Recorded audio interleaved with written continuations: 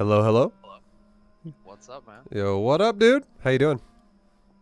Pretty good. How are you? I'm doing pretty good. Can't complain. Chilling.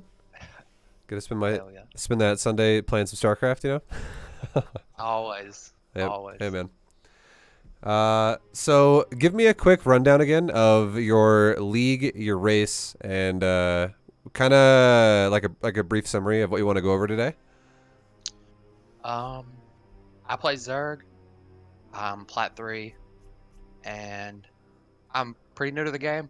I've only been playing for like 5 weeks. So I just want you to watch it, tell me if I'm doing anything crazy wrong, Sure. and just go from there. Okay. Oh, only a couple weeks in your platinum already. You're crushing, dude. You're cruising through the leagues. Yeah. All right. I'm gonna give you a code really fast. Are you on North America BattleNet right now? Yeah. Okay, so I just gave you my account on North America. You just go ahead and give that an ad, and then if you need to know how to do it, I can give you a quick rundown. I think I added you off of GM ladder earlier today. Okay. What's your name in this list then? Because I have a lot of names in this list. It's Catalyst with a Z and a capital T.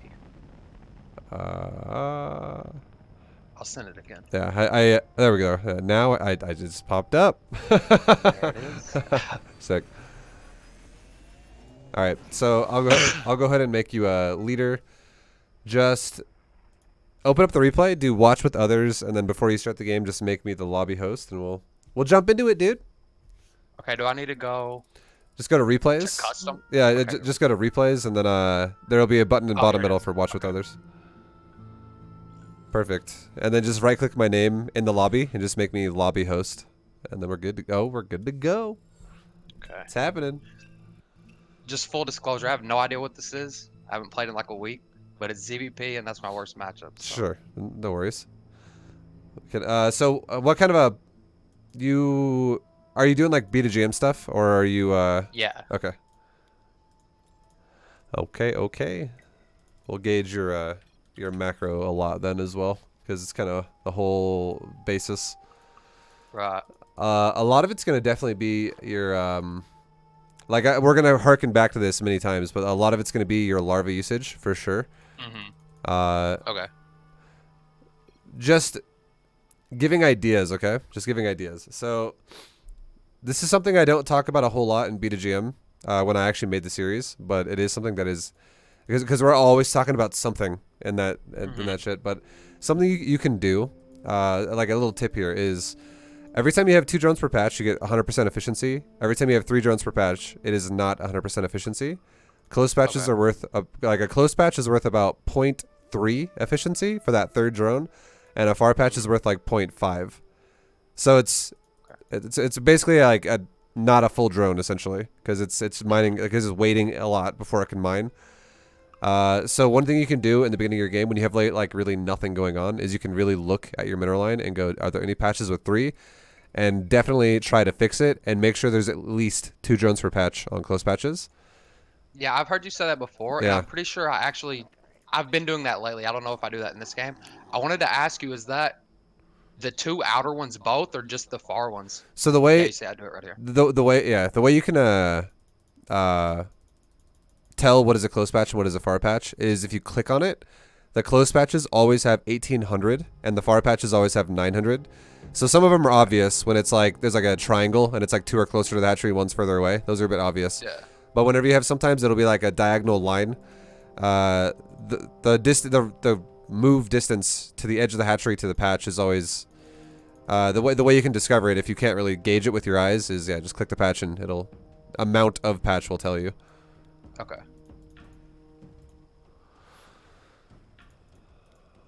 All right, and really quick before we really go into this game heavily too, is this one of your only replays, or do you have more replays after this too? I have one more that I named Vibe Coaching. I don't even know what that is. Okay, sure. Because we might use it depending on how much goes on in this game. We might use it. Okay. Uh, but yeah, so far your build's fine. 16 hatch is good. I like the follow up 17 pool. It's Mm, it's definitely safe. It keeps you really good against like if this dude were to like cannon rush you, it would make it right. a lot easier to deal with. Uh, Then we have the gas going down. It's super standard. All right, that probe. So quick little tip here. So I'm gonna speed it up right to when the probe came back to your base, and I'm looking at your vision too, so I'm actually seeing what you see. Okay, so we see a probe coming in your base right now, and when a probe moves like this, I would definitely say follow the probe just with your overlord for a sec. Like because the reason why is because if you think about it, there's gonna be two things that make me think that this dude might be able to pile on. Like he might not cannon rush you at all, but there's a chance that he could.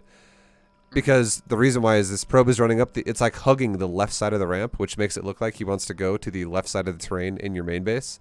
Because if the probe wanted to go to your mineral line, it would actually be going further north right now. It would hug the top side of the ramp instead because it's the closest distance. Okay. And then the probe disappears in fog, and then you can see it disappears for like a good 5 seconds, and then it comes from a diagonal line from the left as well. Yeah. Which just seems awkward. So definitely cause for concern right there to just move the alert for a sec, just confirm there's nothing going on there, and then be like, okay, we're good, and then go back to where you were. Okay. Because you will sometimes get fucked for that. What are you gonna say? Is him stealing my gas even a big deal as Zerg? No. Right now, no. Okay. So like if he ever does steal your gas, the only time that is a big deal is if he does cannon rush you. Because if he does cannon rush you and your plan to react to that is actually to go for like Ravagers, that's going to actually cause a problem for you because you need that gas then. But if he's not cannon rushing you and he steals your gas just because, like one of your gases, you're just like, cool, that's fine. You can have that. And I'm going to eventually take my, like when I do take my gas eventually, I can just take it at my natural and we're good. Because usually you're not going to saturate your third gas or your second gas anyways until you have 2 fully saturated mineral lines. So you don't need that second gas really for like a standard style.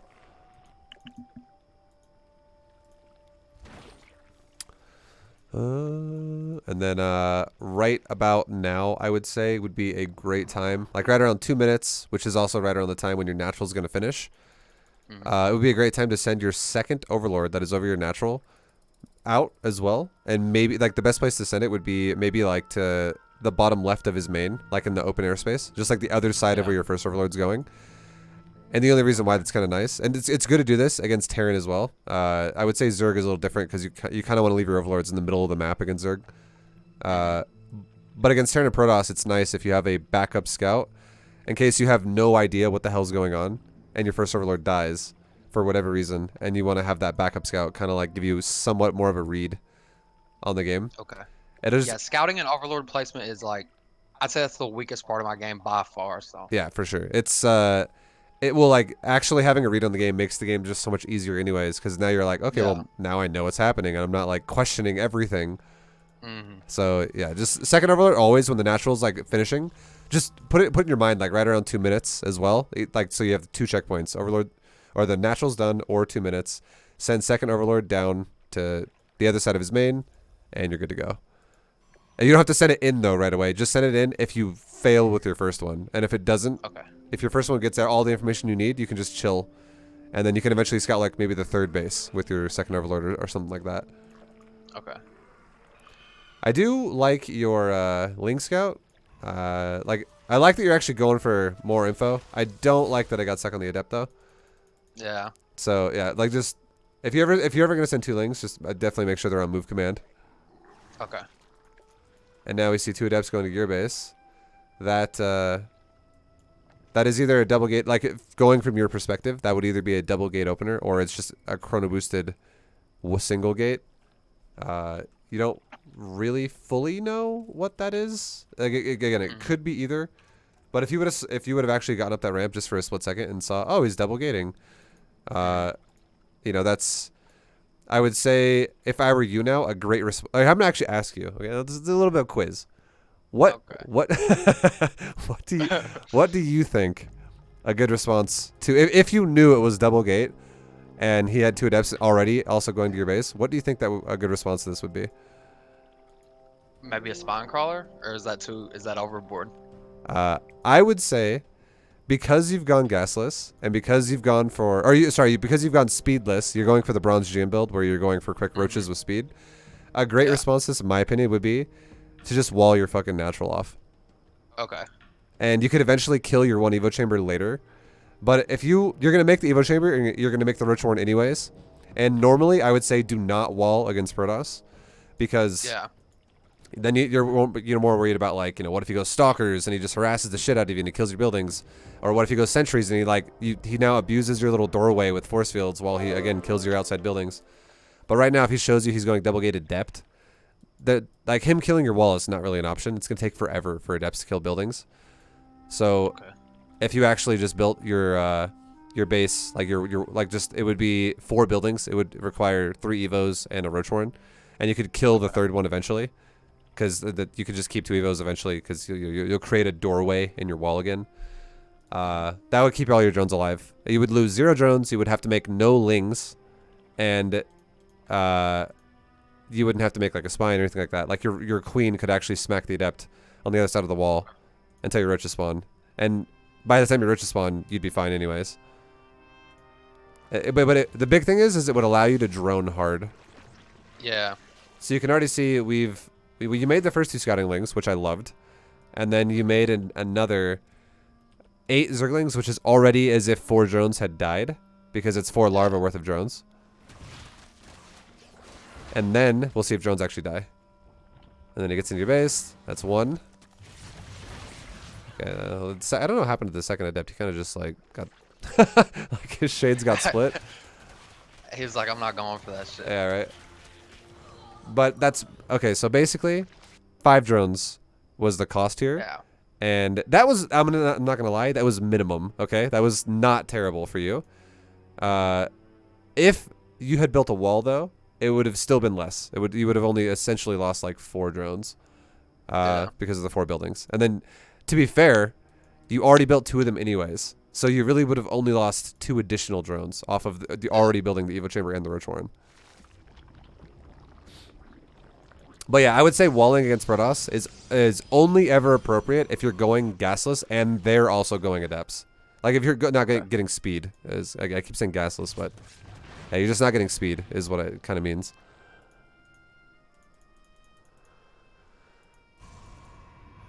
Because I would say the biggest thing you want to always look at with pretty much any macro style, but this is like really heavily with Zerg, because Zerg has to sacrifice worker production sometimes, depending on what you choose, is you want to always think about every possible way, every scenario that can be like, how can I get out of this with as many drones as possible? So sometimes making units, like if you're going to fight Adepts with Slowlings, it's definitely not going to be the most ideal situation anyways. So definitely getting out of that kind of situation is going to be great. But anyways, like I said, you took minimal damage. You're in a decent spot now. Scouting wise, you have not seen anything after the first Overlord. It died as well. Which is fine. It's supposed to die eventually once he has like some type of air scout, because then he can see the cliff. But like right around like 5 minutes, I would say, is because we're a little bit late now. Like we actually go back to 5 minutes. This would be a great time if you had a second Overlord right now, at that location we talked about. Like, can you see my ping right here? I put a ping in the game. I can't see it. Okay. No. Hit everyone's vision on bottom right in the observer tab, and then you can see it. If I do it that. Okay. Yeah. I got you. There you go. So yeah, like I'm just making sure you know exactly what I'm saying.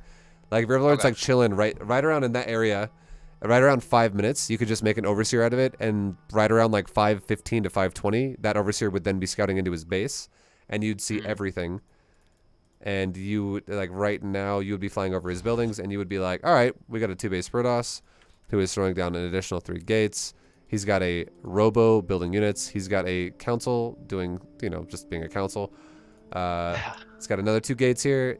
Basically, he's showing you he's a 5-gate Robo Protoss on 2-base. And 5-gate Robo Protoss on 2-base is excessive. I'll just throw that out there. Okay. At most, you only want to have 4 gates. With like if you have a Robo and 4 gates, that's like more of like a standard like DT drop with like into Archons or something like that. Like that is that kind of a build. But having a 5th gate, the fact that he already has 2, now he opened up with 2 gates as well, which is also on the aggressive side. Normally Protosses open up with 1 gate, and then they throw in their 2nd gate much later. So a 2-gate opener into now a 5-gate follow-up before he starts a third is definitely looking more and more and more like he wants to do aggression. So what I would say is a great response to this would be, you want to definitely keep tabs on it. You want to definitely keep your eyes on the front of his base and just see kind of how fast he develops his army. Like, you could use changelings then too with that overseer, or you could just keep poking around with your overseer. And if you see something that looks intimidating, obviously you can make roaches. But if you see something that looks like it's we're kind of chilling, you could definitely saturate your third then. And if you would have seen his army right now and you go, okay, he's got 2 adepts, he's got 5 gates on the way, he's got 2 adepts already out with 1 sentry and 1 stalker, and I have like 10 roaches, I would say this is not something to be intimidated about, and you could totally just throw a round of drones down right now and you'd be fine. Okay, cool. Because you just know if he pushes with that, you're just like, and you're dead. Like, not scared. All right, so let me get back to this point. And again, this is when you could be sending in like a changeling maybe once a minute or something like that. Okay. When the first queen pops at the natural, how do I decide if it's creep tumor or inject? So if you're going for a, I would say this. Okay, this is actually the best way to say this. If you look at something out of your opponent's build that makes you go, you know what? I want to wall my base. I literally want to not just like pseudo wall my base where I have like a doorway. I want to actually wall my base off. Okay. For you, creep tumor is perfect there. Because then it'll make sure you have enough creep to get that wall off before you have to deal with anything aggressive. Yeah. But if instead you deal with something that looks like standard defensive, like macro oriented, inject is perfect. Because the main bonus or perk of a standard build's creep tumor at your natural is to get creep spread to your third fast, so you can defend your third fast. But this build doesn't actually do that. This build is a 2-base turtle into a later third.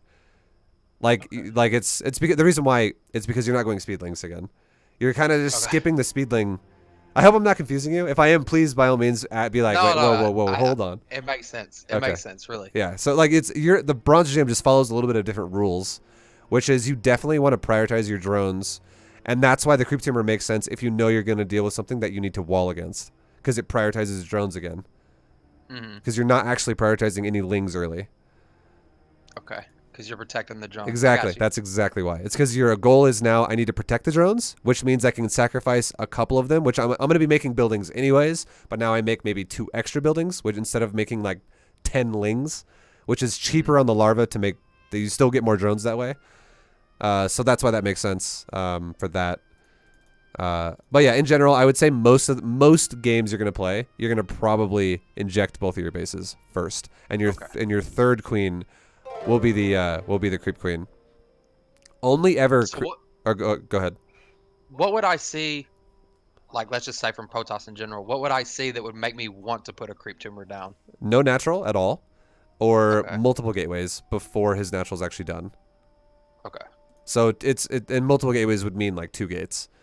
Because most Protoss, if they're gonna go for a natural, they're not gonna go 3 or 4 gate. Like that's you're gonna if they are gonna go 3 or 4 gate, that is gonna be an all in, and then if that all in fails, then he'll take a natural, which will be way later. But if he's gonna take like a standard natural, 2 gates max is what he'll have. Okay. And then if it's 2 gates as well, and then he expands behind that, that also is most likely gonna be adepts, because adepts are a very cheap gateway unit, which means because the reason why is because adepts are probably the most efficient unit Protoss has before Twilight Council upgrades take effect. Like, they're better than zealots and they're better than stalkers when stalkers don't have blink and when zealots don't have charge. Because they're actually not going to die if you have speedlings, whereas stalkers and zealots totally will. And then they're also cheap on the gas. They're relatively cheap on the minerals, so it's easy for him to also expand behind it. Right. All right, and then I really like that you made drones. That's really good. I'm glad you're not freaking out on shitloads of riches right now. You completely shit on those zealots. This is another problem that I have right here. Sure. Is when when I get harassed at all, I just kind of send my whole army. Is there is there anything I can do to Yep. like spread? Oh, I can tell you what to You know do. I could tell you. what I'm saying? Okay. Okay, so this is the easiest way you can deal with someone who multi-prongs you, and this Mhm. does require a little bit of minimap awareness. Okay, so Okay. your creep is already on point. Like it's for platinum, your creep is fucking balling right now. Just throwing that out there. Thank you. Uh, so that gives you so much vision. One thing I would say, I like your overlord spread on the top. I would say maybe do a little bit as well on the other side of your base, like the Mhm. around like the bottom of your natural.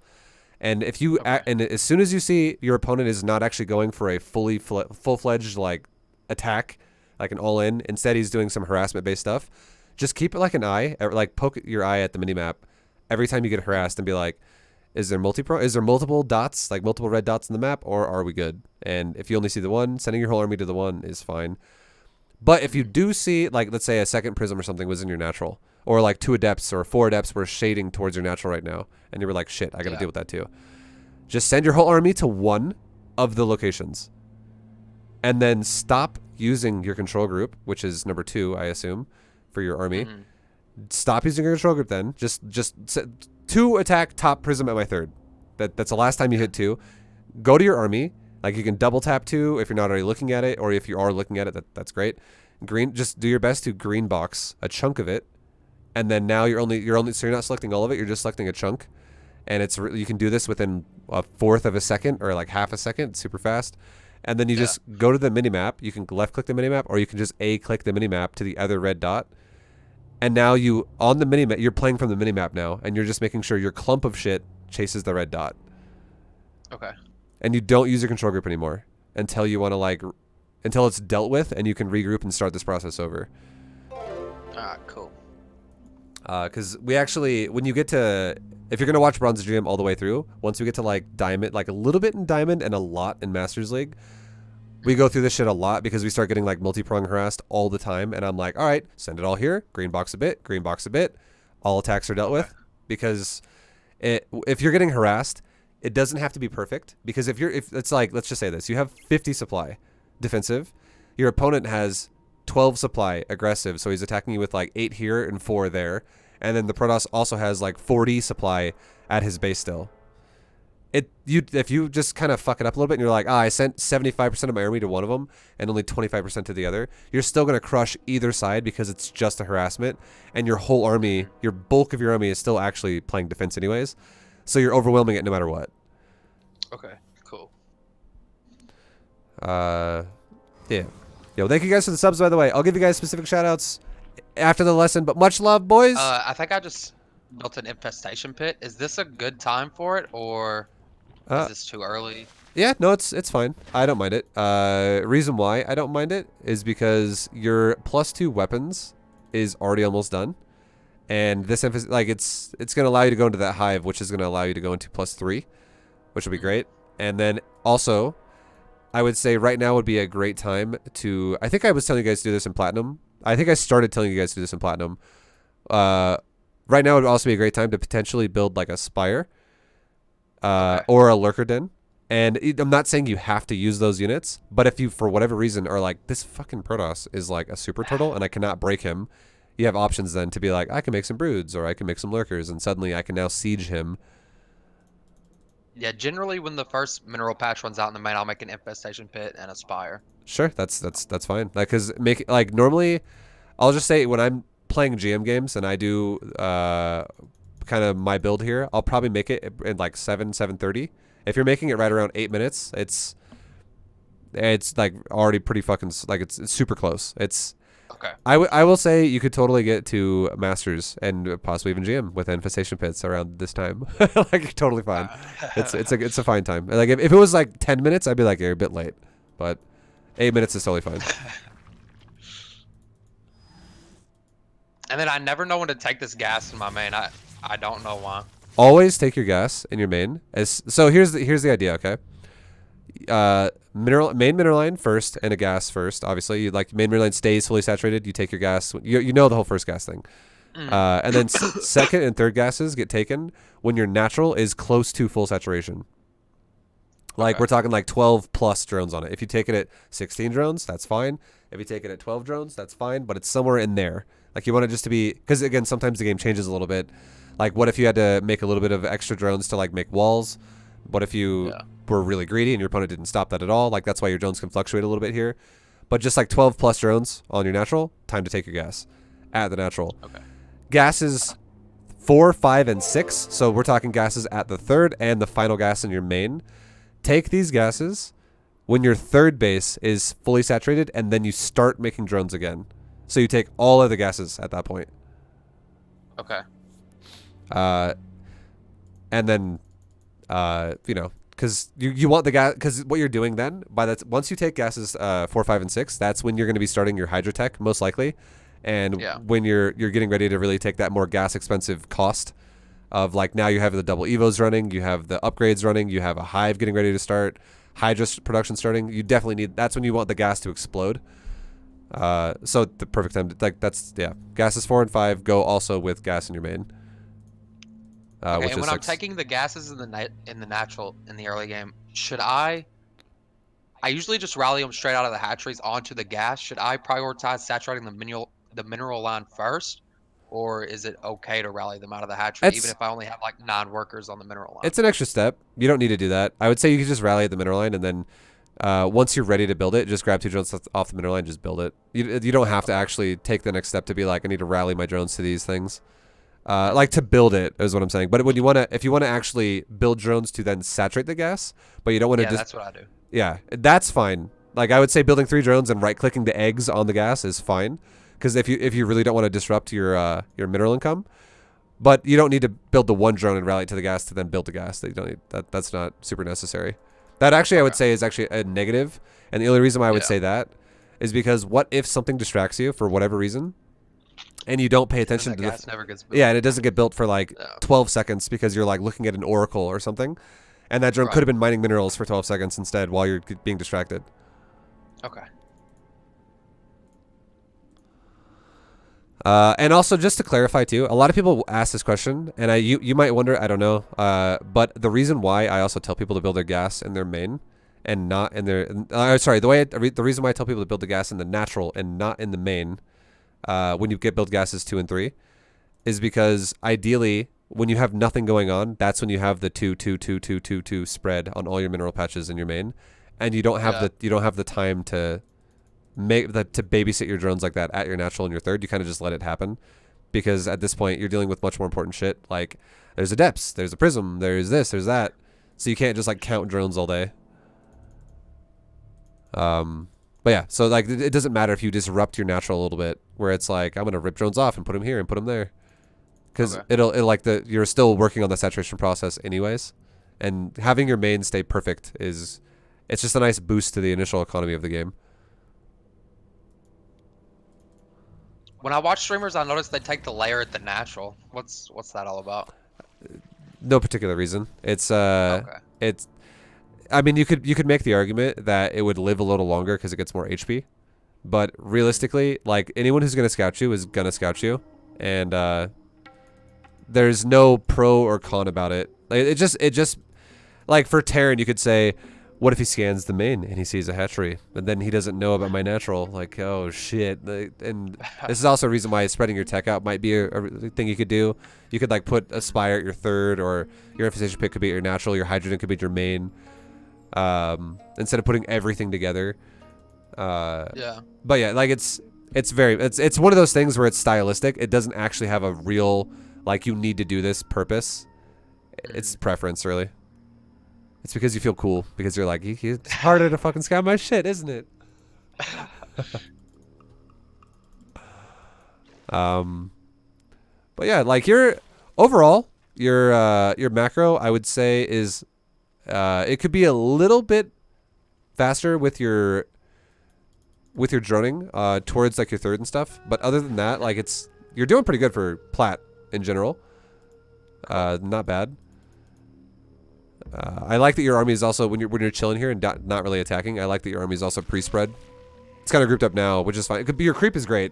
That's also good. But pre-spreading your army just when you're chilling is great, because you know you're not getting attacked by a main army anyways yet, and you're just more prepared for harassment at that point.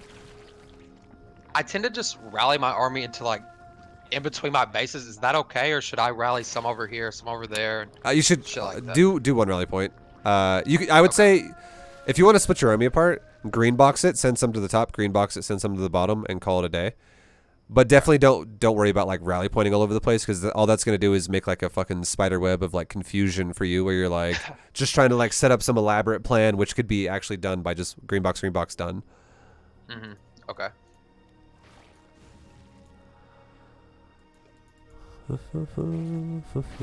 I like your drone count now a lot more. It's starting to go down a little bit though, just because you're like you're making more. I'm glad you are, but you're making some static D. I like the static D too. I'm not saying I don't like that. It's fucking great. But I will say I just want a little bit more of an emphasis for you on drones throughout the mid game. Like for instance, what I want you to do is I want you. This is the way. This is your ticket. Okay, I got your golden ticket right here for breaking into diamond. This is what you're gonna do every game, and it's off the timer of the overseer scout that we talked about at 5 minutes. Okay. If you scout a Protoss at like so, you're let me just start. Let's start from the beginning so it doesn't get confusing. You take your build as normally is. You go to a layer. You go to your roach warren. You have 2 base saturation. You start going roaches. You make your 10 roaches, and you start your third. Now, your first overlord, and your a couple lings that you made, like 2 lings or whatever, that have scouted up to this point. If they have identified a Protoss player who is going for a natural and he looks like he's playing standard, you totally can saturate your 3rd mineral line before you make a fuckload of your army. Because the Protoss is going to, like, if you have like 10 roaches, that's enough to deal with harass. Especially if you also have creep like this. Because creep like this also, if you get attacked and you're like, okay, I really don't know if 10 roaches can deal with that, you have time with where those 10 roaches can buy you time to make more units. There's a big safety net for you here to deal with all this shit. But if you don't get attacked, like this game, for instance, you didn't get attacked at all, perfect time to take your 3rd base and saturate it with mineral line only. So you'll be on 3 mineral lines and 3 gases at this point. That is going to be around 5 minutes when you'll have an overseer in his base. And you're going to have to make a choice now. Am I getting all in? Do I need to worry? Or can I actually finish off all my gas?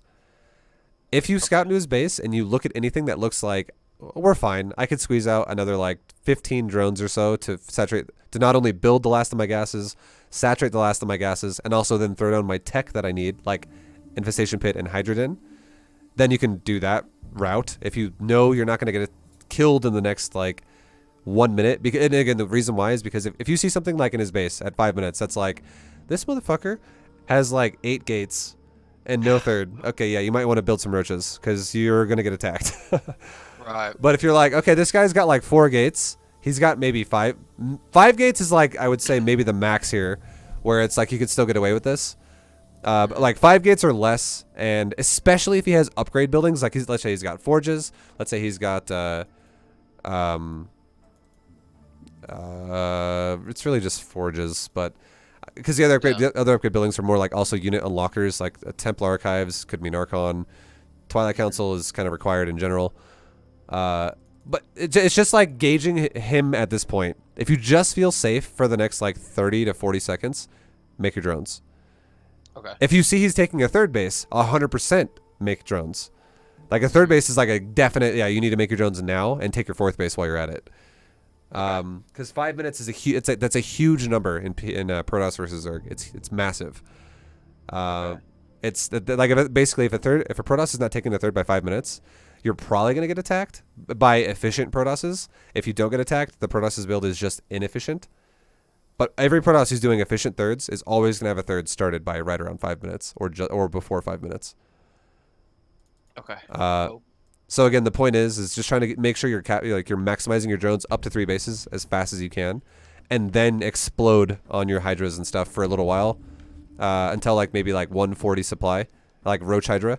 And then once you're and then also you're taking your 4th base, and once your 4th base is like 90% of the way done, is again as long as you feel good about your army comp and you haven't like taken massive damage at this point, you just slam out 1 round of inject on your 4th base. So you just immediately make like 20 drones, and then you're done. That's it. It's no more droning. You're all units now until you max out. So from scouting, what could I see from a Protoss that would make me not want to build roaches and hydras?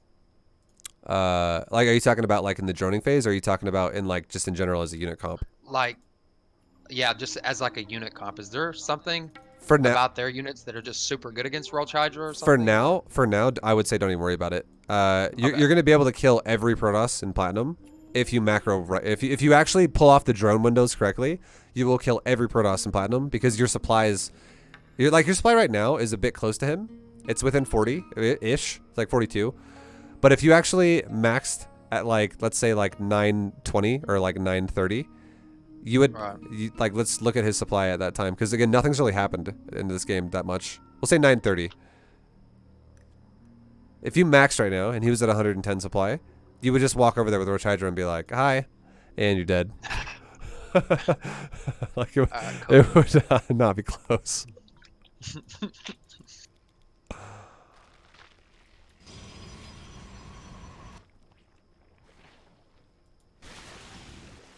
All right, and but yeah, now I'm glad you're building the like the Greater Spire. I like that, and I like that a lot. It's gonna give you an option to where if you can't break him, which every single second that goes by where he gets closer to maxing out, it becomes more of a realistic possibility. Yeah, it's good that you have the backup plan, basically.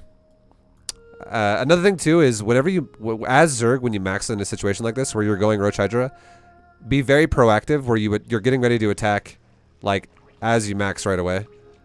Every second that goes by where you don't attack and you are maxed is giving your Protoss opponent more time to like make up the difference, because you will max faster. I have a huge problem with that. Yeah. I feel like I sit on max for like minutes at a time sometimes before attacking. I don't know why. I think it's because, like this game, for instance, I know I did recommend you guys build Static D2, and it's already done things for you that are great. You killed like multiple zealots so far with them. But that's one reason why that's probably holding you back a little bit, because you're disrupting your timing with making Static D. And another thing is maybe because you actually saw zealots coming in and your army kind of like went over there to the spines after they killed them, and you might have been like, are we okay? Yeah, we're okay. Yeah, we're good. Okay. But like it might be distracting you, maybe. Just that little shit that's going on. But yeah, that's again though. That's why I really like your creep spread. Again, props again. Your creep spread is above platinum. Your creep spread is like masters already. Just throwing it out there. Like I would say your creep spread's like masters 3 or some shit already. Because you have at 11 almost 12 minutes, you already have like 50% of the map consumed, or like 45% of the map consumed, which is really good. So that gives you so much of awareness, basically. All you have to do now is just physically look at the minimap for a second and be like, yeah, we're good. Because you've given yourself the tools to actually see it, which is awesome. But now at this point in this game, you're like, the time has gone on long enough to where the Protoss, again, he's near maxed. He has storm tech. This fight, if not microed, is going to be awful for you, and I don't recommend. Yeah. I do not recommend that, like, oh, micro's the answer here. Because micro's only the answer here if the setup was incorrect. And the setup is incorrect because, like I said before, you could have done this timing like 2 minutes ago. The exact same amount of units, if macroed properly. And then this, for Protoss, he's not going to have what he has 2 minutes ago. And again, that all comes down from like the scout, the read, making drones more efficiently early on. Because the main thing I saw that was the biggest problem overall this game was when you got to about like 90 supply until you maxed, there was like some drones, shitloads of units, some drones, shitloads of units. It was just like way too many fucking units. And then you finally finished off your, like, you got up to like 70 drones finally when you were at like 165 or like 170 supply, which is way too late. Like you want to be honestly at like 80 to 85 drones at like 150 supply. So like you're at like, we're talking like you're at like 66 to 70 drones around when you make your, you know, you have your roaches, like your 10 roaches, and then you're at 66 to 70 drones while you're going up to like 130 supply or so. And then if you know your opponent's not all in as hell right here, he's not doing like a 2-base Sentry Immortal all in or something, because you've scouted him a little bit, you're like, okay, we're okay. We can squeeze out one more round of drones and then just crank Hydras and Roaches all day. Like mostly Hydras at that point. And then suddenly that's that thing where you'll max out at 9:30, 9:40, your opponent maxes out at like 13 minutes. But it means when you max out at like 9:30, 9:40, he has like only 100 supply, and you just crush. Okay. And then right now, as a response to this for you, I would say the perfect thing to do would be, again, micro is... If we're talking micro, it would definitely be backing up, spreading your army, and kiting constantly. That's fucking gonna distract the hell out of you, though. Perfect response to this for you in Plat, I would say, is to go, all right, Storm and Archon Immortal. Let's back up. Let's make Broodlords. You already have the Corruptors too, which they're over here though. But you already have the idea that you're gonna go Broodlords because you have the Greater Spire. You already made some Corruptor. Make more Corruptor, make Broods, and I would say just start going into like Zerglings with this, because you're gonna spend all your gas on Broodlords and you'll have nothing else to spend your money on. So if you make Lings, what you can do with Lings at this point is not only can they just assist the Broodlords, but you could also look for like a 4th base with your Lings. Try not to let him take a 4th base. You could maybe even poke into his existing bases and be like, can I kill some probes? If not, run away. If you can, awesome. Just let him kill probes and like don't even worry about him anymore. Let him die. If they kill like 20 probes and die, it's still great for you because you just fucked the Protoss's economy up basically. Yeah. Can Storm, if I'm like going Lings, can Storm hit for friendly fire like a siege tank? Yeah. Okay, cool. I hate Storm. It's the cancer of the game. It is. It's Storm is like Zerg's worst enemy, because Zerg is all about like low health and lots of massing shit, and Storm just like eats that. It eats it alive basically. Storm is also bad against bio, same reason. But yeah, I agree. Storm sucks. it's hard to deal with.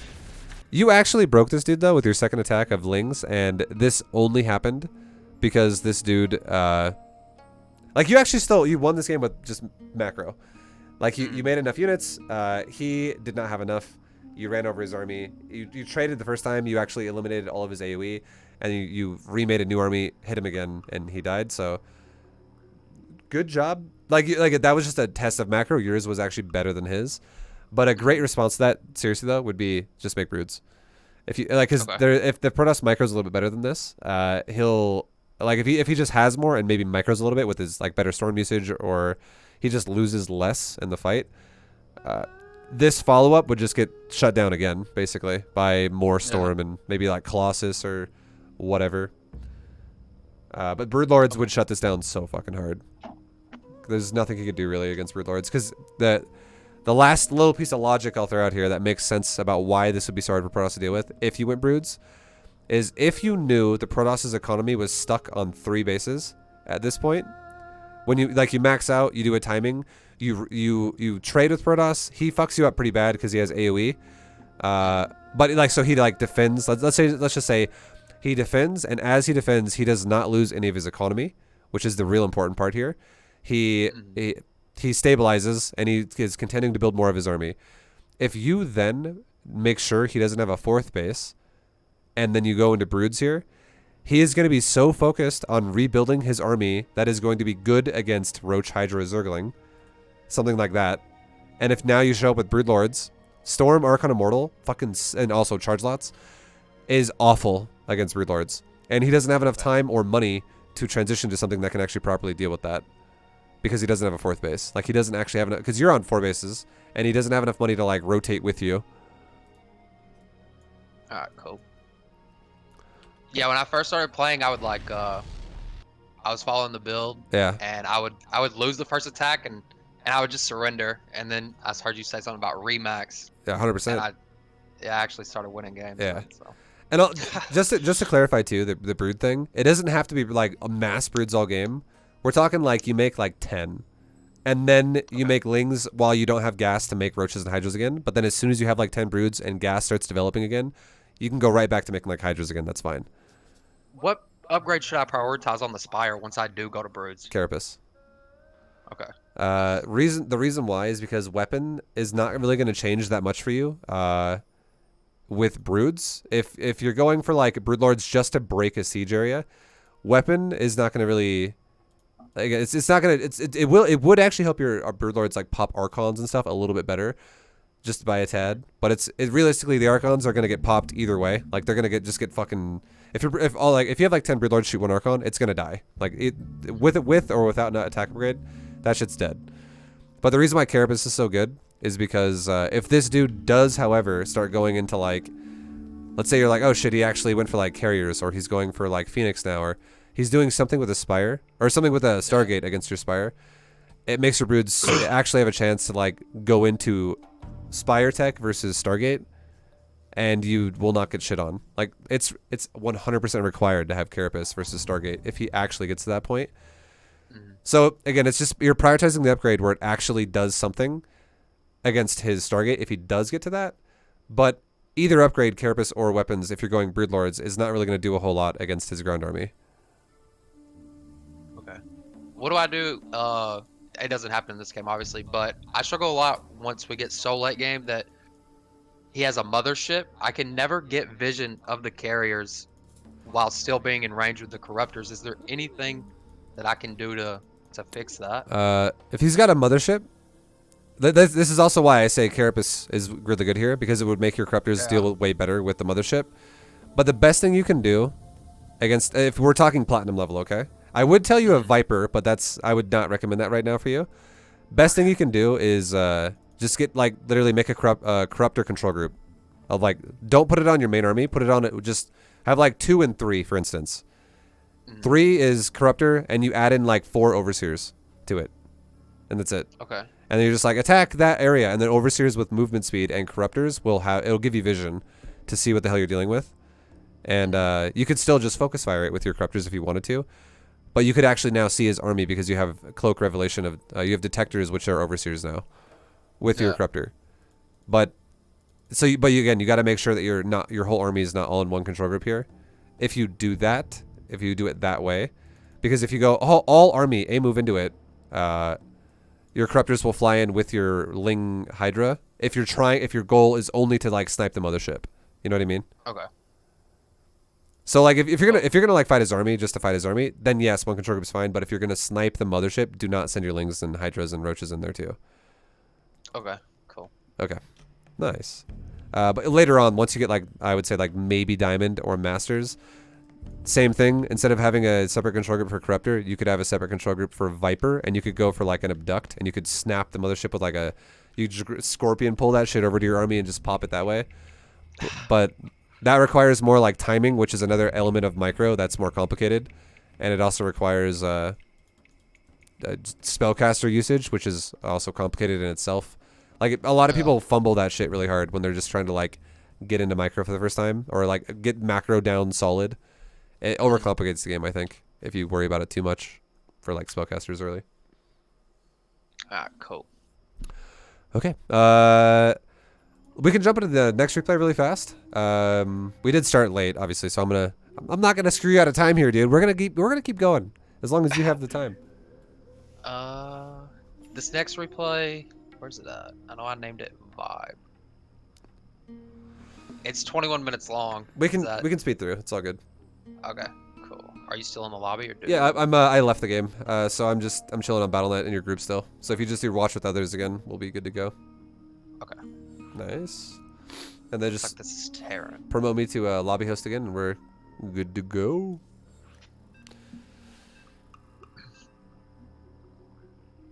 All right. So you have I know this obviously isn't super intentional because we did do most of the lesson on that Protoss. And this will be a VOD. I'll link you the VOD afterwards because I'll upload it. So you can always go back and watch it. I do always go. I don't recommend doing multiple matchups in one lesson though, because it becomes kind of overwhelming and complicated because now we're talking about too much shit at once. Right. So just as a disclaimer, that is kind of a thing. But there's always a VOD you can go back to and look at. So I know, because there's a chance you're going to forget a lot about what we fucking talk about. Because I'm going to be talking about 2 matchups now. But yeah, you can just go back and watch it. Highly recommend it. I'll remember that next time. Yeah.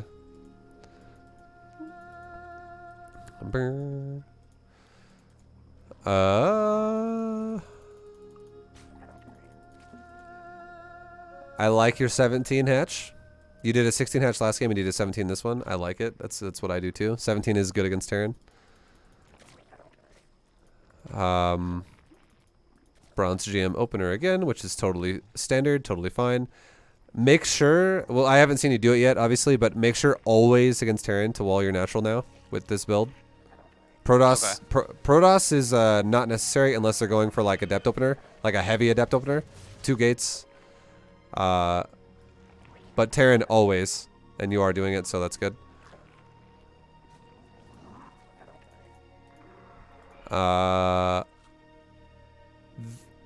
The only thing, okay, I'm gonna give you a tip, because I think this is also something that slowed you down in last game, and we didn't touch on this too much, but we will. This is something that applies to every matchup. When you're chilling like this in the game, where everything's got a setup, I want you to like just really quickly tell me if you were playing the game right now. Okay. Just like this is gonna sound weird, okay? But just bear with me. Like you can like I want you to mentally picture if you were playing the game right now, and what would you do with like your hands, and like how would you play this out for the next the next like 10 seconds? First of all, I would inject with this queen. Look up into the main, see if this queen's on low energy. Probably wait for just a second, inject with that, spread creep, and the whole time just be making drones. Okay. Because that is what I want you to do. But I am noticing a couple of times where your larva gets kind of high, and you do have the money for it.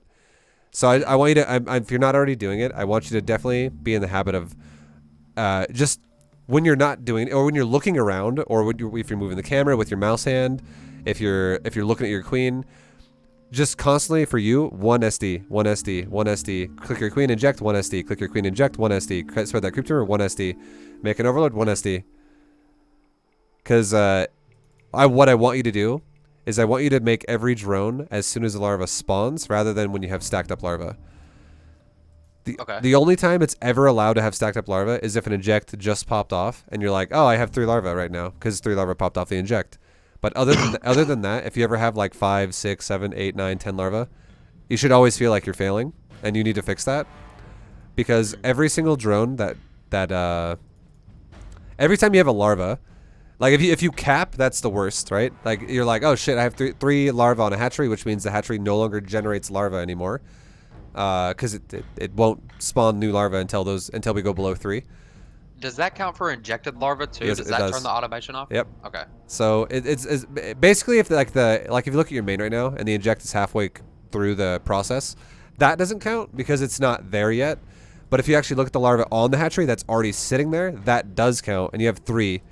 So the larva doesn't spawn anymore. And a lot of people don't know this, but larva inject is it's pretty much the exact same ratio of larva. It's like literally 1 second difference over I'll explain it in a way where it makes sense. But pretty much think about it like this, okay? One larva that spawns out of a hatchery spawns every 10 seconds. And a larva inject takes 30 seconds, and it spawns 3 larvae. So it's 50-50 with your larva, a generation of spawning larvae automated through hatcheries and also injecting hatcheries. So it's like having a second hatch. Yeah, exactly. In terms of larva generation. Yeah, and when you don't actually maximize spending your larva properly and you let it stack, it's essentially the same thing as not injecting your larva, because you're missing half your generation of larvae at that point. And a lot of people don't realize that. They're like, "Oh fuck, I got larva. I injected. I'm fine." Like you gotta spend it too though, because you're not generating shit now. Which is why the whole thing in my B2GM series where I was like 5 SD, 5 SD. For you, it's 1 SD. It's so fucking important because you always want to keep that shit below 3, as much as you can. And that's the biggest reason why. And the second reason why it's important is obviously because every drone that is active mines about 1 mineral per second. So if you have one larva that could have been spawned at second 15, and another larva that could be spawned at second 25, another larva that could have been made a drone at 35, all the way up to like, or we'll just do 10, 20, 30, 40, 50, all the way to a minute. That first drone could have made 50 minerals. The second drone could have made 40. The third drone could have made 30. The fourth drone could have made 20. So you know what I mean? So you're going to have to add up 50, 40, 30, 20, 10, which is, you know, whatever. Like, we could do the math, but you get what I mean. Like, Yeah. You're missing out on all this minerals, this income that could have been there if you had made it just by going 1SD, 1SD, 1SD, 1SD. Whenever you're just like looking at your build being like, what am I doing? I don't know, but I'm hitting 1SD anyways. And what am I doing? Okay, we're going to make that Overlord. We're going to make that Creep Timber, but we're still hitting 1SD. It's just like, it should be like an automated reflex, like breathing for you. Mm.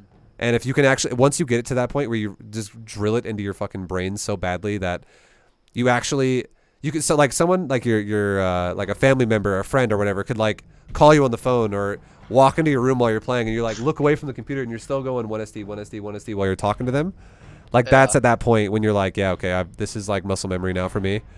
Like my body just does it without me thinking about it. Cool. Is there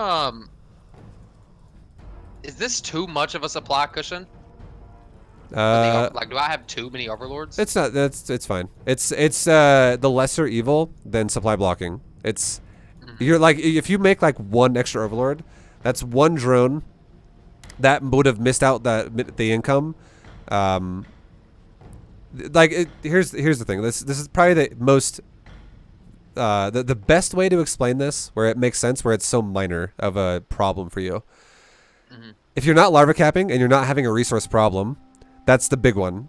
So my answer to this question would be yes, that is a problem for your supply cushion. If you're like, now I can't even spin my fucking larva because I have way too many overlords at like only like 18 supply. I have 18 out of 44 or some shit. And you're like, oh, I can't actually spend my larva anymore. I spent all my money on overlords. Yeah, that would be a problem. But if you're at this point when you're like, oh, I'm at 43 out of 60, which is like, I'm gonna be you're cranking out supply faster now, so you're actually gonna make up that 17 supply cushion pretty quick. But if you're sacrificing like one overlord, so instead of being 43 out of 52, you're 43 out of 60. That one overlord, that one larva that made into an overlord instead of making into a drone is costing you 10 minerals, and 10 minerals in the grand scheme of things is not a big deal because you're still using all your larva anyways, and you need that overlord and you need the drone. You're gonna make both of them, but if you make it inefficiently one time, it doesn't actually hiccup your future drones because you're still spinning your larva properly, and it's just that 10 mineral deficit that you just put yourself into, which again 10 is not huge. Okay. Does that make sense? Like it. Yeah. Yeah. As long as your larva doesn't get fucked at that point, and you still can spin every larva as it spawns, then it's not a big deal. And at this point, yeah, that's exactly what's happening. It's not actually screwing your larva up. But you're because you could spend it, but you're just kind of leaving some of it on your hatchery sometimes. Yeah, I'm screwing my larva up. Yeah, you just spent it now, which is great.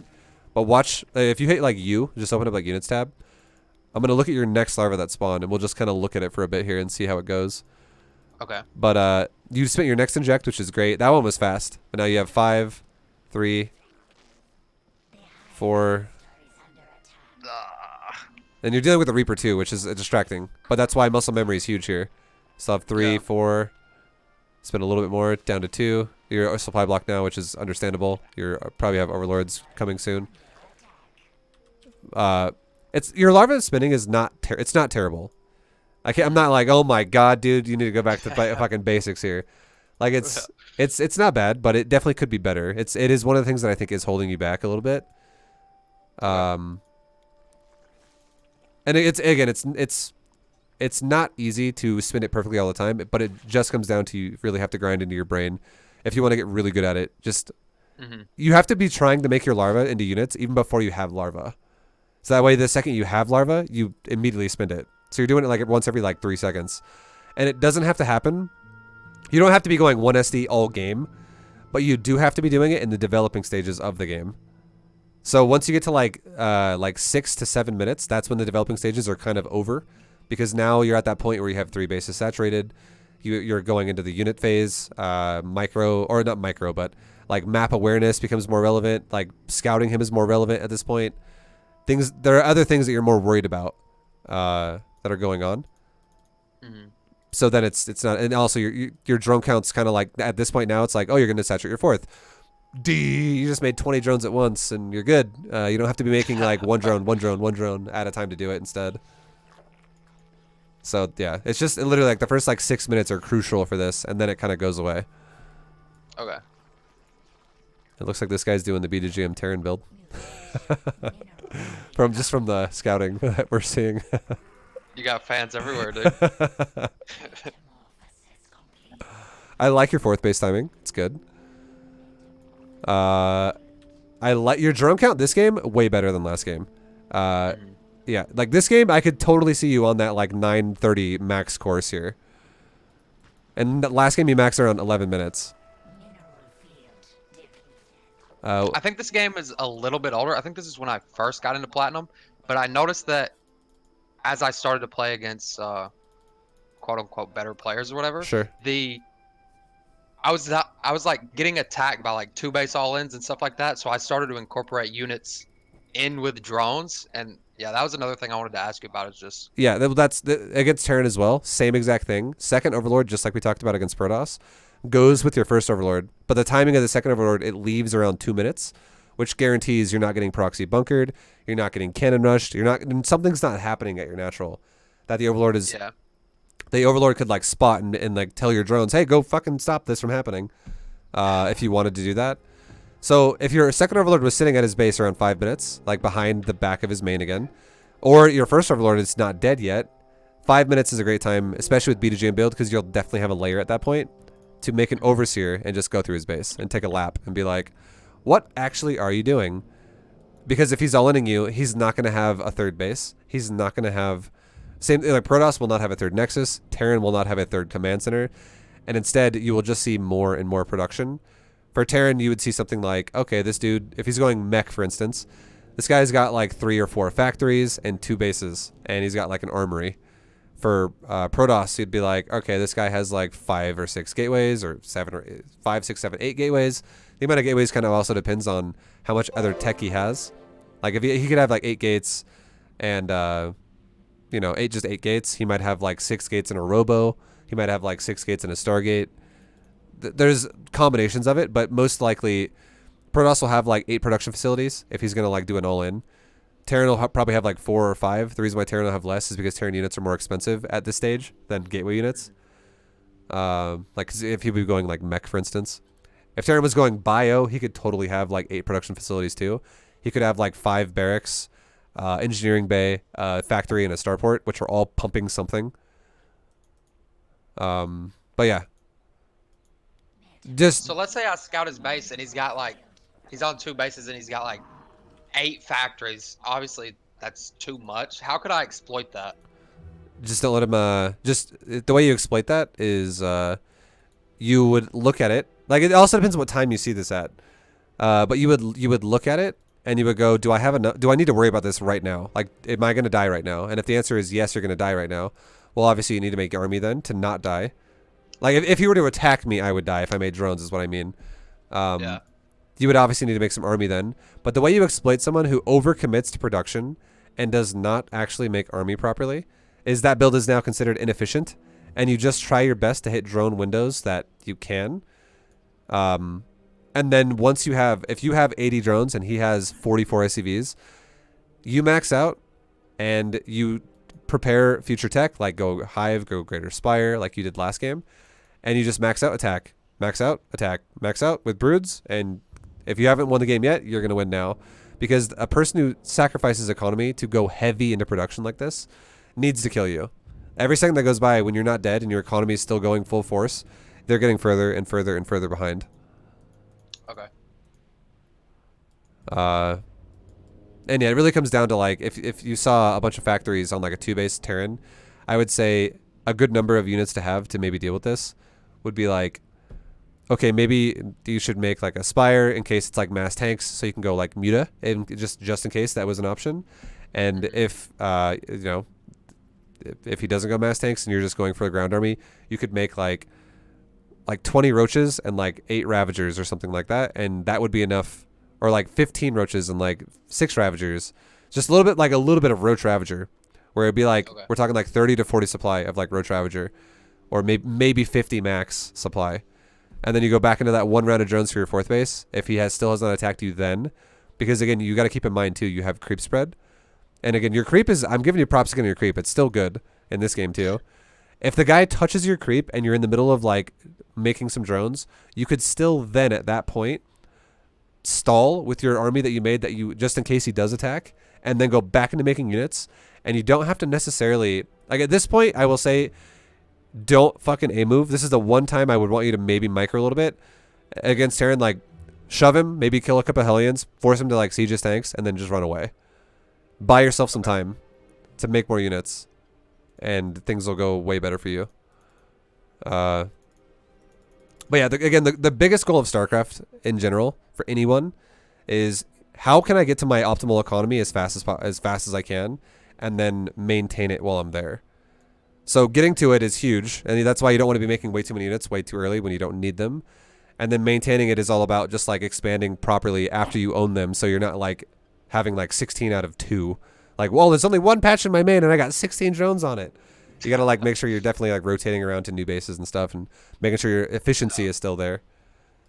But yeah, that's the hugest, the biggest goal of StarCraft games.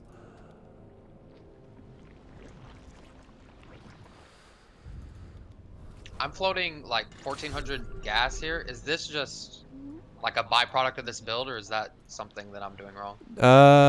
It's because you made a lot of static D right now. Okay. So, and that's fine. You made static D when you had like 80 plus drones, roughly. Like you made your static D. Actually, when did you make your static D in your main and your national and stuff? No, you had like 80 drones and you made static D. That's totally fine. Okay. It's like the same thing when I would play Protoss, and I'd be like, okay, let's make a bunch of cannons, and now I can make a bunch of High Templar, because we just did a bunch of pure mineral expenses, and now we're doing a bunch of gas expenses.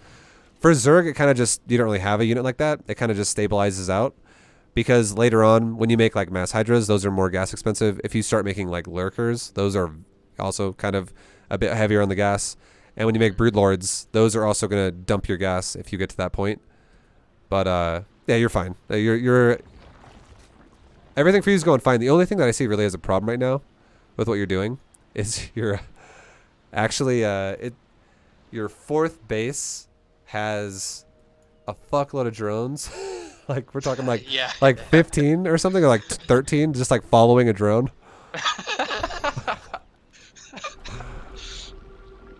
They're all just like, yeah, what are you doing? Mining those minerals, huh? Okay, hey, oh, nice, turn them in. Oh, he's still mining. So that base actually has like fucking 30 drones on it, but it doesn't look like it does.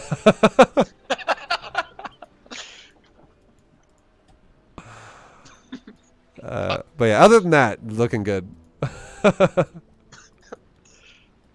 Yeah, I noticed that like at this point in the game, I tend to float gas, but in the late game, it seems like I run out of gas. Exactly. Zerg in game is very expensive on gas. So it always balances. So you're fine. Those are gonna be chilling for a while, dude. Oh man, why did I pick this reflow? It's all good. And then this time again too, it's look at the supply really fast. It's I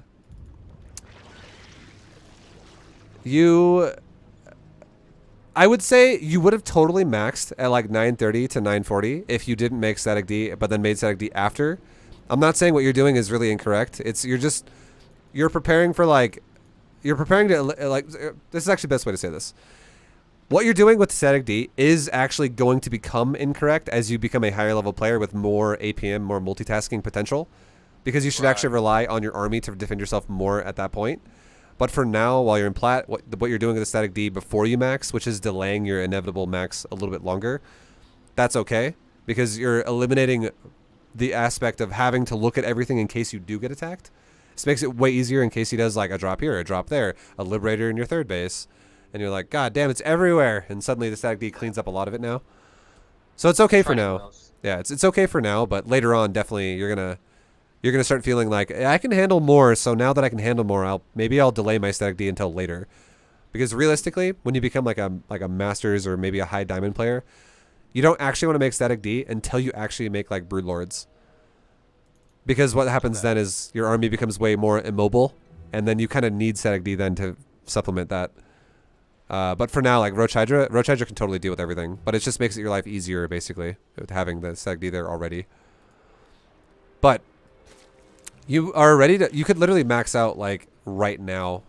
You have enough larvae to do it, and you basically have enough mineral. You have easily enough minerals to do it right now. You should be attacking him right now as well. You should maybe like 30 seconds ago, you should have sent like one roach out on the right side and one roach out on the left side, or a zergling, just something that can scout. And you should have seen bases. And if you were already moving towards his base right now, let's say you decided to go kill his top leftmost base in the middle of the map, you could be killing it like at like 10:35 or like 10:30, while your final like units pop out of your hatcheries and come across the map too. And then you could be done, like, if you scouted even further and you go down and knock out that planetary in bottom middle, you scout, let's see, the base in middle right. You could be controlling this terrain a lot more right now with just utilizing the time better when you actually have the potential to do it. So should I just max static D attack pretty much? Should that just be like a baseline, or do I need to look for something before I attack? You should, yeah, max static D attack is totally fine, but you should also be scouting with like one roach. You should get an idea where you're gonna attack before you attack. So you should be scouting before you max. Like you should be scouting at like 160 supply. Just like shift A moving, like take it out of your control group and just shift A moving around every base on a side of the map. Send another roach to the opposite side of the map so you can scout all of it fast. You don't have like one guy trying to scout 10 bases or something. And then it'll give you, by the time you do max, you'll be like, I know I want to attack that base because it's his newest expansion and it's the most exposed location. And then you go for it. So you're optimizing your time better that way. And then also having like the Greater Spire, for instance, and the Lurker Den is huge here because it gives you options. Like if this guy went mass Thors, Lurkers would be huge. If this guy goes for a lot of tanks, Broodlords would be huge. But your army's just, it's chilling too long, and now he's also maxed when you're maxed. And you should be maxing before Terran does, as Zerg.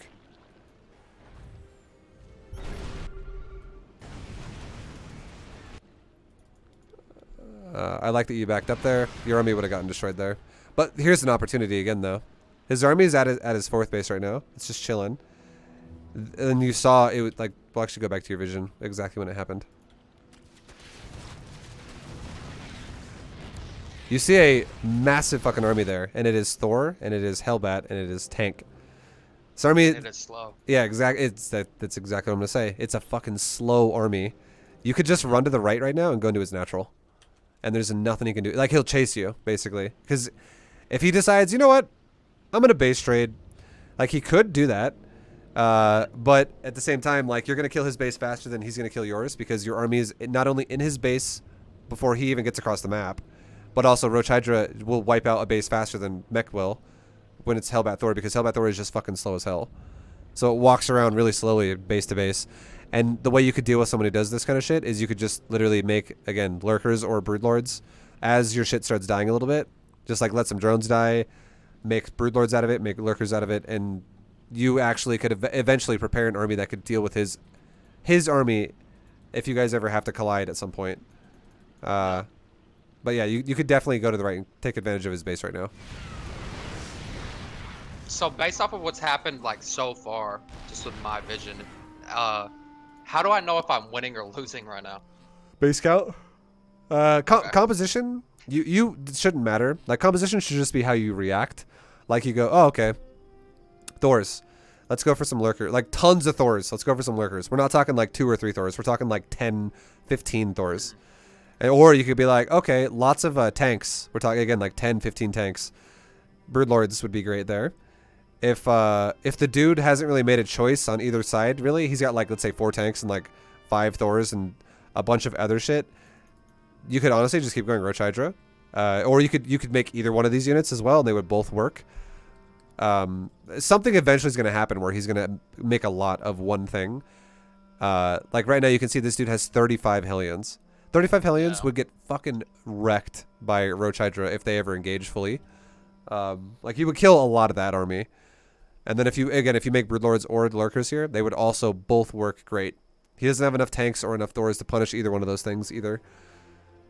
And the way you would micro Broodlords obviously is you would just A-move it. The way you would micro Lurkers is you would burrow them and let him A-move into you and then A-move him as well.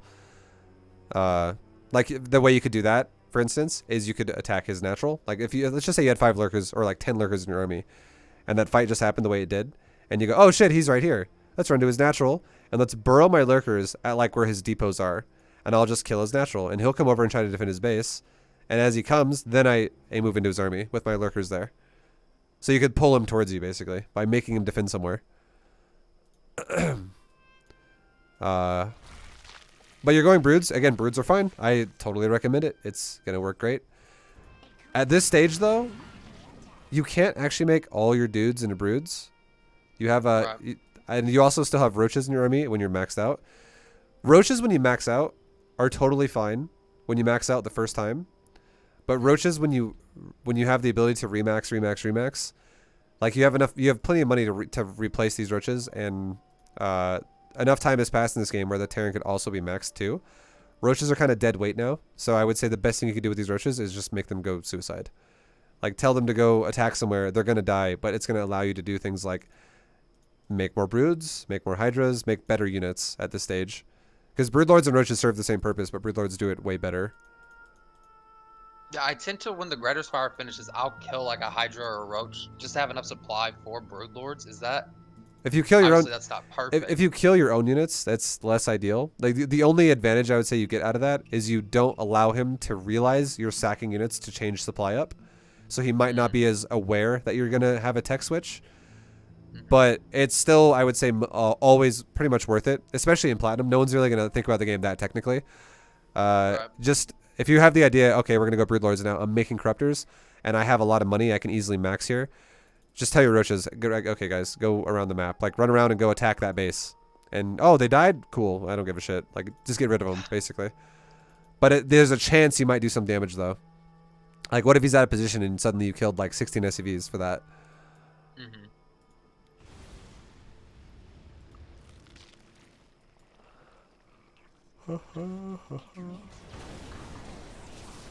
And right now, this positioning isn't even, I would say normally this positioning is terrible for you, but it's not even that bad because, again, his army is mostly Hellbats.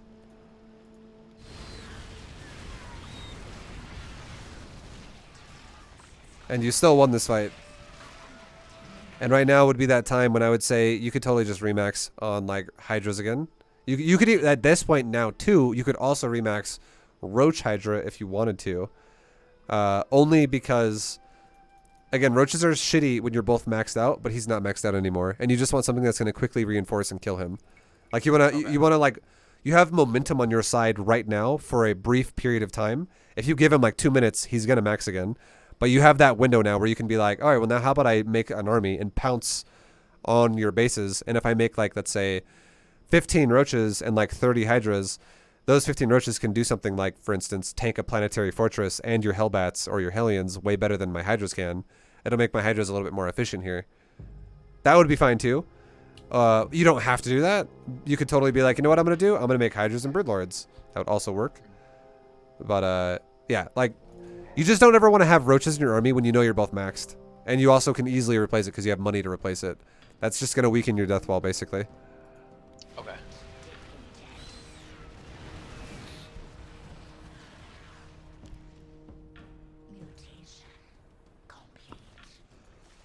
And you remake a bunch of Hydras. I'm down. Like, that's totally fine. You don't have to. You do not have to make Roaches here. Hydras will get the job done too. And as you can see, you're capitalizing on the window right now, and you're fucking them up.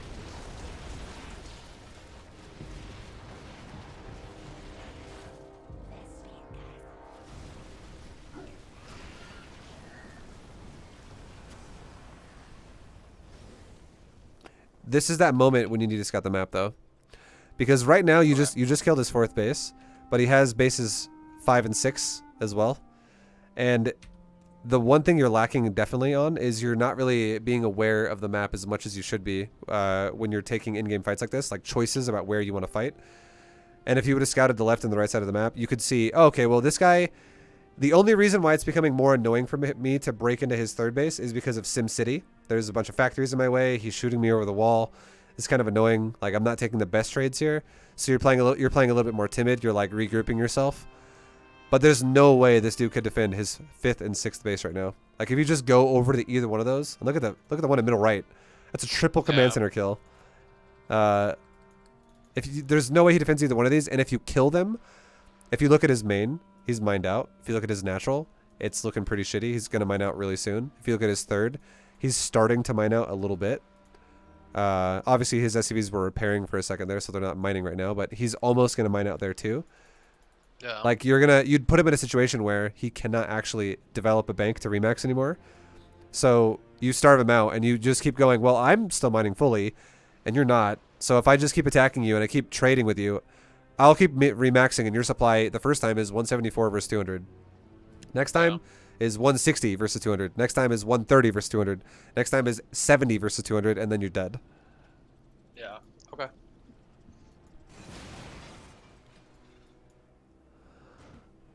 Because this is, once again, this is like missed opportunity of timing here. Just giving him time to develop a bank again on bases that shouldn't be alive. This is also that moment too. Like Lings were a terrible addition to your army there. Yeah, I don't even know what that was. This is when I would say get lurker upgrades and just make, like, roaches serve the assist role to Hydra.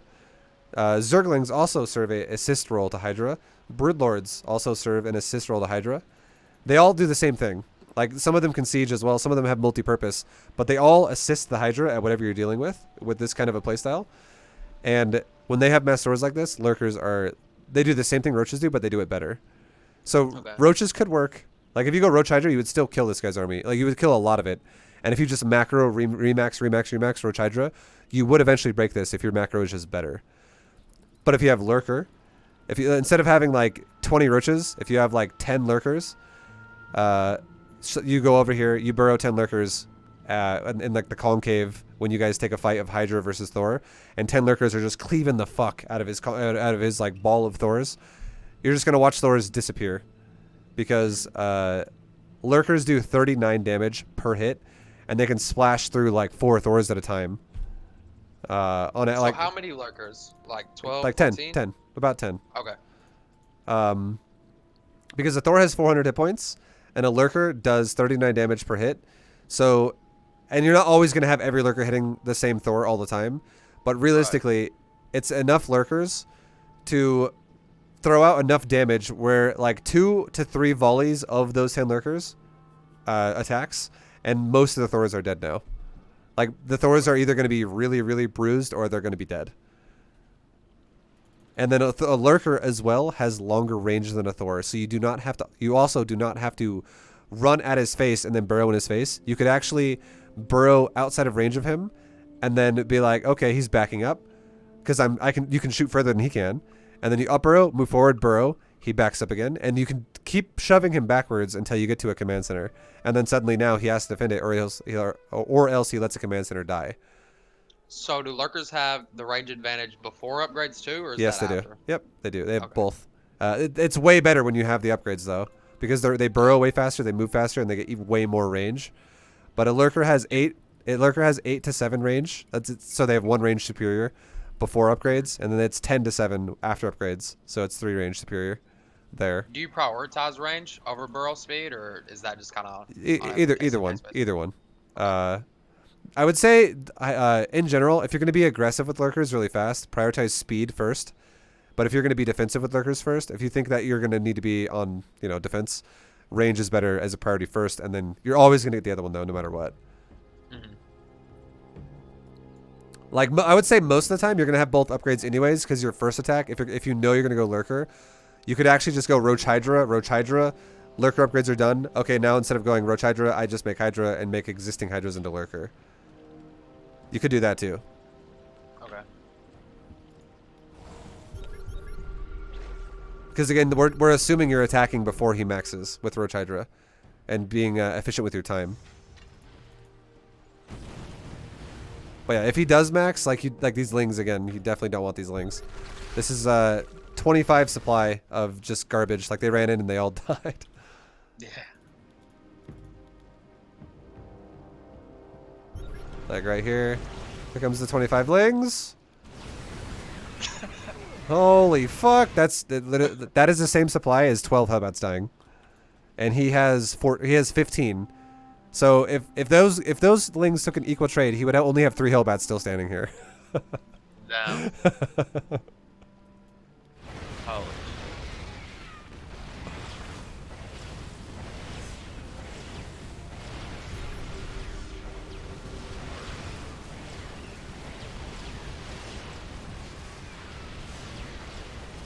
Seems like Thors just kind of melt Broodlords. Is that? They do. Should I have any reason to not build Broodlords if I see Thors? Or? If you see like a couple Thors, we're talking like 5 Thors or less. Broodlord, you could still make Broodlords with your Hydras and you'd be fine. But if you see double-digit Thors, like 10, 12, 15, 18, and you go Broodlords, yeah, you're gonna be like, why? I hate my life. Why the fuck did I do that? Thors are insane. They got buffed really hard in the last patch, and they were already good before, and now they're even better against Broodlords. So that's why I say in this kind of a situation, if you had like 10 Lurkers and a bunch of Hydras, and you just burrow the Lurkers, and while your Hydras are concaving out, you're going to still take a lot of damage, because he even has some tanks in his army too, but he only has 4. But you're going to kill so many Thors though, and Terran cannot remax nearly as fast as Zerg can. So if you cripple his army really hard, let's say all your Lurkers die, and all your Hydras die, but you kill none of his tanks, you kill all of his Hellbats, and you kill like 80% of his Thors. So now his army's left with like, he's got 3 Thors standing over here and 4 tanks. That would be a great time where I'd say you could now, if you want to, remax Pure Hydra, Roach Hydra, because you both just dipped your supplies super hard, and Zerg can just be like, and I'm instantly remaxed, and Terran's like, let's get those factories pumping again, and you know, he's going to take a lot longer than you are. If the Terran follows my Bronze GM guide too, though, he will have the ability to remax quickly, but because he'll have enough factories to do it. But there's still one underlying difference, which is mech units take longer to build than Hydras do and Roaches do. So even if he does have the ability to instantly remax with money and also amount of factory, you will still have like a 20 to 30 second window where you can get across the map and kill a base because his army is slow and also builds slower than yours does.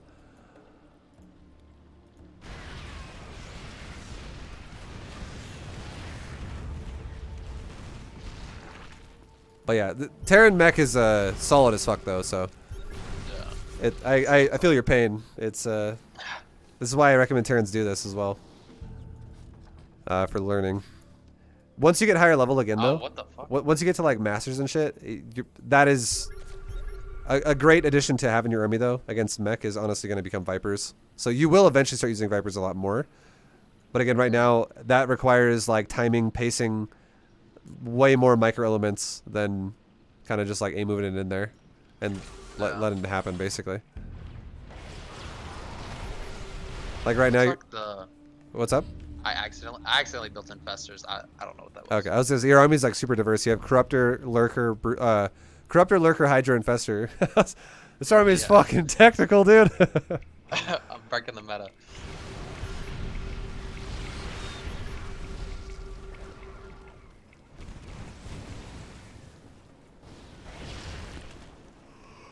And now the problem for you, the biggest problem of all is when you had the ability to wreck his economy by killing bases 4 and 5 like we talked about earlier, you didn't because you didn't scout the map, which allowed him to have bases he shouldn't have had at that time, which allowed him to have a large bank that allowed this to happen where now your bank is depleted and he has an army that just keeps being rebuilt.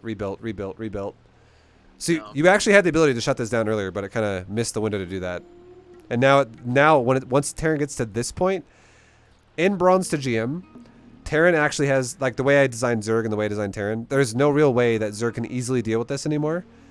And this is now just rough for fucking Zerg, basically. Like the only way you're really going to deal with this at this point, where the Terran is so fucking rich and has such a strong comp, is you either need to be rich yourself and be able to have Lurker, Hydra. You just keep throwing army after army at him, and you're losing fuckloads of resources every time, but so is he. But obviously that's not an option now. The only way you be cost efficient against this is with Viper. Like Viper Hydra. You just blinding cloud it and shit. But cool. But it's rough. It's a rough Zerg life. That's why you don't really see a lot of Zergs on ladder anymore. They're all fucking Terran. Oh man. But do you have any other questions before we wrap up? I think we covered most of it, dude. Okay. Good shit. Biggest things I'll leave you with then is creep is pretty good. I like it. Keep it up. You can definitely you can always improve. Feel like you always can improve, but it's already better than your skill level that you're currently at, so that's good. I give you a master's grade in your creep, but your this game your macro was honestly I would say was like diamond level. The whole static D thing slowed you down a bit, but your drone creation, there was a couple hiccups here and there, but overall you hit pretty decent timers. Like you did have the ability to max out before 10 minutes. 100% you did. Yeah. You could have. That's solid. That's like diamond plus if you can manage to pull that kind of shit off. Especially if you're also, not only are you just going for a max, but you're also going for like broodlords and lurkers and shit. But just make sure you're definitely doing the muscle memory thing we talked about, like that SD. Yeah. And the biggest weakness I have for you of all, which is you're playing, I would say below your skill level, is your, again, that's what you said too, is your scouting. Try to do that the whole 5-minute rule we talked about. Let's see, your first overlord scouts across the map. Try and get a good read at what's happening initially. Do the 5-minute follow-up overseer into his base. Try and get a read on if you're getting 2 base all in, or he's going to do something a little bit more standard to give you a good idea if you can drone or not at that stage. And then really scout the map with like a unit on both sides before you actually commit to doing your first timing. And repeatedly do this every time the game kind of like stalemates out and you both reset. Always scout the map and then attack. Like scout the map like 20 seconds before you think you're going to attack. So if you're like, okay, well, we're injecting our larva. The next time it pops off my hatcheries, I'm probably going to max out. That's a perfect time to send your like a roach or a zergling or even one hydra. It doesn't fucking matter. Just one unit on each side to be like, where have you expanded? And you'll find things like this where if you found these kinds of bases, you would have won this game 100%. And that's it. That's it, man. Cool, dude. Nice. Well, I appreciate your time, dude. Yeah, thank you, man. I appreciate you getting a coaching lesson, and I wish you the best of luck, dude. Let me know how it goes. I appreciate it. And hey, I think I speak for everybody. We appreciate the Bronze GM helping all the new players get into the game. You're a service to the community, dude. Thank you, man. Have a good one. You too, dude. Later. All right, boys. That is another coaching lesson. That was me and C9. Hope you guys enjoyed it. I'll be posting that on my YouTube by probably tomorrow. And then also C9, if you're still listening, when I post that on YouTube, I'll also give you another private message in Discord to be like, give you the link to the VOD. But thank you, man. Thank you for doing it. And if you guys enjoyed it, subscribe if you liked it. I do have a lot more lessons like this, and also, as he just mentioned, I have a Bronze GM series. It's we kind of talked about it a little bit through this lesson. It's basically a guide where you can learn how to play Protoss, Terran, or Zerg from the ground up. Like it's like basically a run through Bronze all the way to GM, exactly how the title says. So check it out as well if you're interested. If you're looking to get in StarCraft, it's a great resource for improving at the game. And yeah, thanks for watching, guys. I'll see you in the next video. Until then, take it easy. Later.